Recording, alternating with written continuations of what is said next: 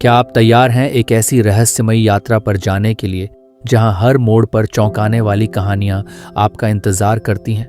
Viral story by Ajit में हम आपको ले चलेंगे ऐसे अद्भुत किस्सों की दुनिया में जिनमें रहस्यमय तंत्र, सुपरनैचुरल ताकतें और अकल्पनीय घटनाएं छुपी हैं। ये कहानी है एक साधु की, जिसकी साधना और तंत्र मंत्र के माध्यम से मेला शहर में डर और शक्ति का मापदंड बदल जाता है।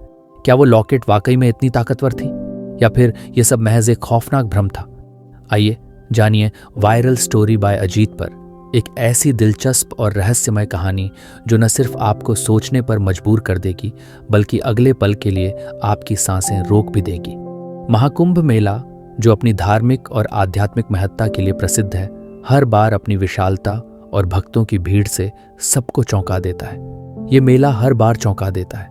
बार लाखों श्रद्धालुओं को अपनी ओर खींचता है, जो यहाँ आकर अपने पापों से मुक्त होने और मोक्ष की प्राप्ति के लिए पवित्र नदियों में स्नान करते हैं। साधारणतः यहाँ भव्य पूजा, ध्यान और अनुष्ठानों का आयोजन होता है।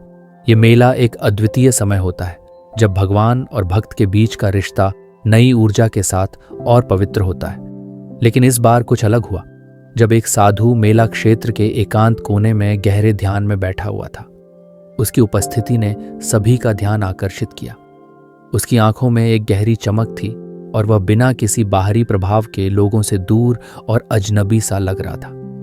हर कोई उस साधु की खोज में था, लेकिन उस समय जो हुआ वह सबको चौंका देने वाला था। एक साधारण मेला अचानक एक अजीब घटना का केंद्र बन गया। पुलिस की गश्त आमतौर पर मेला के विभिन्न क्षेत्रों में होती है ताकि कोई अप्रिय घटना न घटित हो। उसी समय पुलिस को सूचना मिली कि एक साधु संदिग्ध गतिविधियों में लिप्त है। यह साधु मेला क्षेत्र के एकांत स्थान पर था, जहां ज्यादा लोग नहीं जाते थे। उसकी चारों ओर मिट्टी पर अजीब आकार की आकृतियां उकेरी गई थी। उसने गहरे ध्यान में बैठने के बाद एक रहस्यमय वातावरण बना लिया था। उसमें काली धुआं और जलते हुए दिए शामिल थे, जो और भी डरावने माहौल को उत्पन्न कर रहे थे। पुलिस ने साधु को देख तुरंत वहां पहुंचने का निर्णय लिया और उसकी गतिविधि को समझने की कोशिश की। जैसे ही पुलिस उस साधु के पास पहुंची, वह बिना किसी हड़बड़ी के शांति से बैठा था। उसकी आंखों में एक असाधारण चमक थी। वह धीरे धीरे कुछ मंत्र जाप कर रहा था और उसका स्वर गहरा और विचित्र था, जो पुलिस अधिकारियों के मन में असहजता पैदा कर रहा था। जैसे ही पुलिस अधिकारी ने उससे पूछा, तुम यहां क्या कर रहे हो, तो साधु ने एक गहरी और शांत आवाज में उत्तर दिया, यह मेरी साधना है। यह स्थान और मेला मेरे अनुष्ठान का हिस्सा है।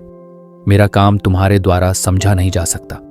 साधु ने पूरे इलाके के माहौल को एक गहरी सांत्वना के साथ स्वीकार किया, परंतु पुलिस ने फिर भी उसे हिरासत में लेने का फैसला किया।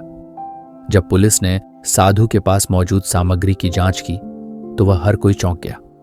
साधु के पास एक साधारण सा थैला था, लेकिन उसके अंदर एक रहस्यमयी सामान था जो किसी भी आम आदमी की समझ से परे था। सबसे पहले तो उस थैले में पुरानी फटी हुई किताबें थीं, जिनमें रहस्यमय चित्र और अज्ञात भाषा के शब्द थे। फिर एक छोटी सी शीशे की बोतल थी, जिसमें गहरे रंग का तरल भरा हुआ था। साथ ही एक पैकेट था, जिसे सिलाई से बंद किया गया था। पुलिस ने पैकेट को खोला और उस अंदर से जो चीज निकली वह सभी के होश उड़ा देने के लिए काफी थी। वह एक छोटा सा लॉकेट था, जिसे सुनहरे धागे में बांधा गया था। इसके ऊपर ऐसे चिन्ह थे जो एक प्राचीन तंत्र या तांत्रिक ग्रंथ से संबंधित प्रतीत हो रहे थे। पुलिस अधिकारी ने पूछा, यह क्या है?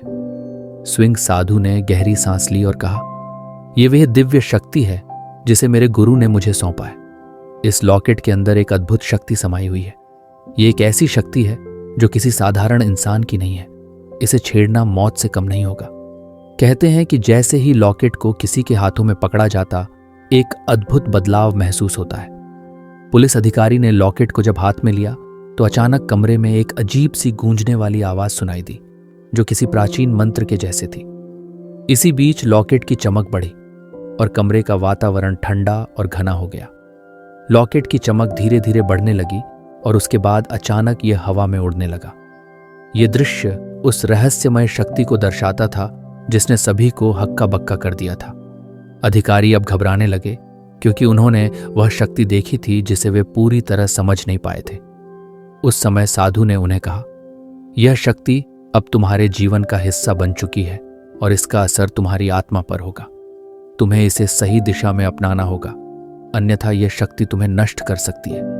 जब पुलिस अधिकारी लॉकेट को वापस साधु को देना चाह रहे थे तो अचानक वह लॉकेट हवा में उड़ा और पूरी तरह से गायब हो गया। पुलिस अधिकारी अभी भी समझ नहीं पा रहे थे कि यह सब कुछ कैसे हुआ था। उस दौरान साधु ने शांत भाव से कहा, यह अब अपने स्थान पर वापस चला गया है। तुम इसे नहीं रोक सकते थे, अब यह तुम सभी का भाग्य है।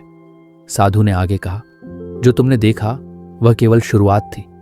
अब इस यात्रा को पूरी तरह से समझने के लिए तुम में से एक को मेरे साथ चलना होगा। इंस्पेक्टर कुमार ने साहस जुटाकर पूछा, कहाँ? स्विंग साधु ने आंखों में चमक भरते हुए कहा, जहां यह शक्ति उत्पन्न हुई है। इस यात्रा में कौन पहले कदम रखेगा और क्या वे अपनी आत्मा के भीतर छुपी हुई सच्चाइयों को उजागर कर पाएंगे? ये रहस्य अब उनके जीवन का हिस्सा बन चुका था। लेकिन याद रखना, यह यात्रा आसान नहीं होने वाली थी।